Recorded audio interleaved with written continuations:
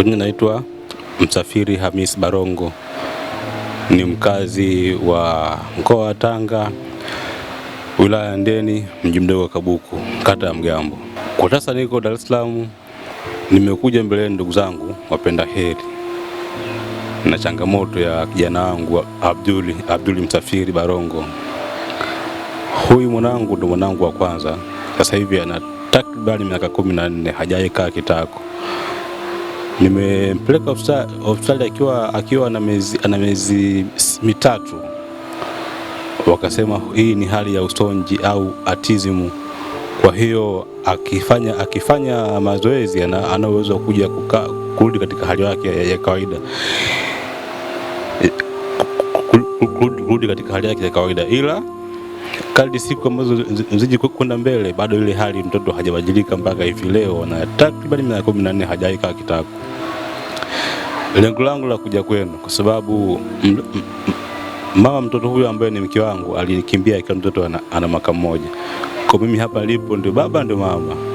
Kwa inaniwa vigumu kutoka kwenda kutafuta riziki za kuweza kujikimu maisha mimi na mtoto, sababu mtoto huyu mahitaji yake ni makubwa mno mimi mwenyewe siwezi. Umeona? Na ndugu yangu msaada kwa hali na mali yote atakeguswa na hali. Usiniangalie mimi hali yangu nilikuwa nayo, mwangalie mtoto. Umeona? Kwa sababu mimi ndio baba na mama. Kwa hiyo inaniwa vigumu kummoja mtoto ndani, mimi nikatoka kwenda kufanya kazi. Ndugu zangu wapenda heri, naombeni msaada wenu. Msaada ambao utakaopatikanika kutoka kwenu, mimi nitaupokea, kwa sababu huyu mtoto kwa mwezi anatumia takribani Pampers katoni 4, ambao katoni moja kubwa ambayo inakaa PC 64 ni shilingi 22. Unaona?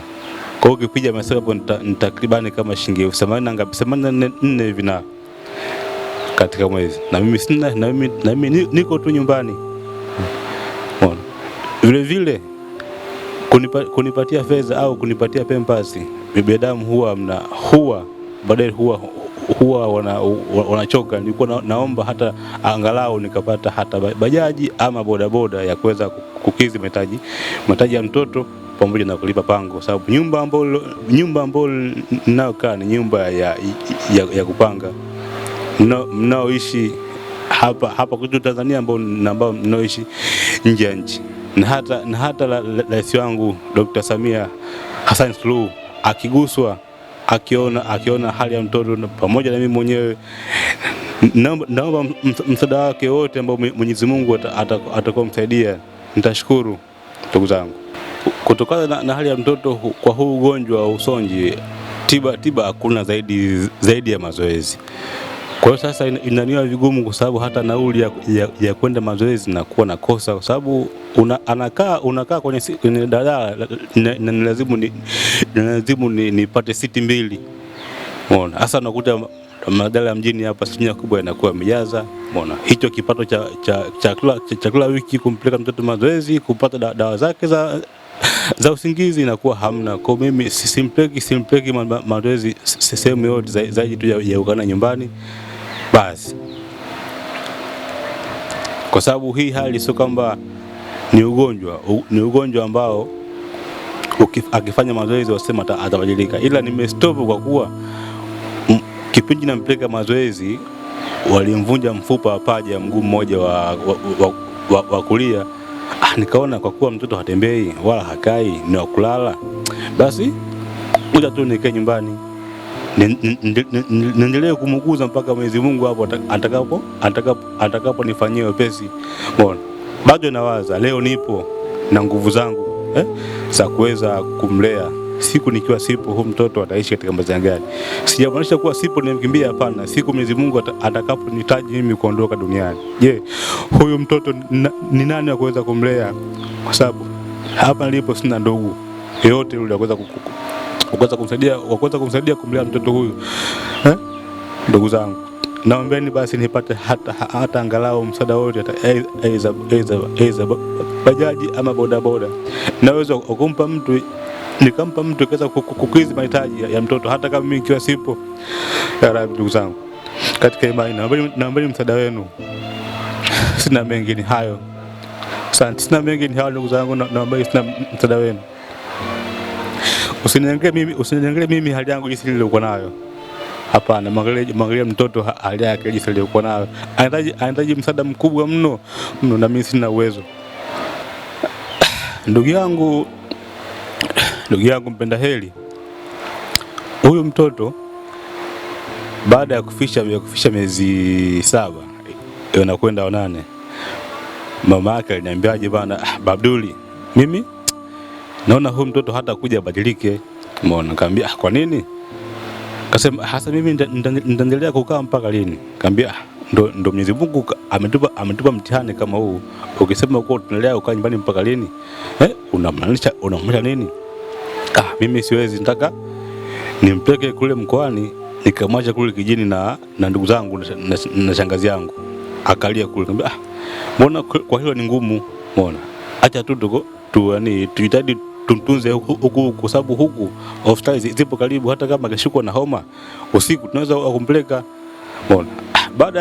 Baada mimi ya kuongea hivyo, yeye mwenzangu kumbe alikuwa yupo na akili yake. Mwisho wa siku mimi nipo kwenye meko yangu na nafika hapa nyumbani namkuta na sijakuta mtu zaidi ya mtoto akiwa tu kwenye kitanda. Na waweza majirani wasema mbona hapa kaondoka, ile nikaa vile mnahama. Nikamwambia kwanza nilibakia kwanza na mshangao. Cha kufanya mimi nilimchukua mtoto basi sina namna. Mbona kupiga simu yake hapokei, na mpaka sasa hivi wala hauna mawasiliano yote ya ndugu zake wala yeye mwenyewe. Sasa ndugu zangu, toka 2014 mpaka hivi leo huyo mtu kweli bado mimi kweli nitakuwa namfikiria wala hayupo kwenye kichwa changu. Mimi hapa namwangalia tu jinsi ya kuweza kumsaidia huyu mtoto. Umeona? Mpaka Mwenyezi Mungu mwenyewe pindi atakapomhitaji mja wake. Kwa sababu sote hapo duniani tunapita. Sasa huwezi mtoto kama huyu ukamtelekeza eti kwa kuwa yeye mama yake kamtelekeza na mimi nimwache nitelekeze. Ni dhambi kwanza kubwa kwa Mwenyezi Mungu. Kwa sababu kwa Mwenyezi Mungu wote sisi hapa ni sawa. Hata kama tukiwa tuna mapungufu. Na sote kwake tutarejea kwa wakati ambao kila mmoja aliyopangiwa kuondoka. Mimi ndugu zangu ni fundi wa kubondi breki za magari madogo, magari makubwa. Umeona? Ile ofisi ilikuwa sio ofisi yangu, ni ofisi ya mtu binafsi. Ila lilai alhamdulillah kipato kilikuwa kinatosheleza kukidhi mahitaji. Ila kutokana na hali ya mtoto jinsi aliyokuwa nayo, na hakuna mtu mwingine tena wa kumwangalia, lazima mimi nibakie nyumbani kumlea mtoto. Umeona? Sasa kubaki nyumbani kulea mtoto, nitabaki nyumbani kulea mtoto wakati mtoto anahitaji mahitaji makubwa. Ndio maana nimeomba ndugu zangu katika imani mweze kunisaidia tupate angalau bajaji ama bodaboda. Nina uwezo wa kumtafuta mtu mwaminifu akaniletea kipato kwa siku, hata kama ilikuwa shilingi 10,000 itakizi kuweka hata shilingi 5,000 kila siku ya Mungu ya kuweza kulipa kodi, na nyingine ambayo itabakia itakidhi mahitaji ya kutumia mtoto kupata pampers na ndani chakula. Ni hayo ndugu zangu, naomba msaada wenu. Naomba hili shirika la Doso muendelee kunishika mkono mimi Msafiri Hamisi, kutokana na hii changamoto yangu nilikuwa nayo, kwa sababu sina uwezo zaidi ya kupata msaada kutoka kwa watu mbalimbali. Na mahali hapa nilipokuwa si pangu, ni pa kupanga. Ndugu zangu, naomba msichoke, muendelee kunishika mkono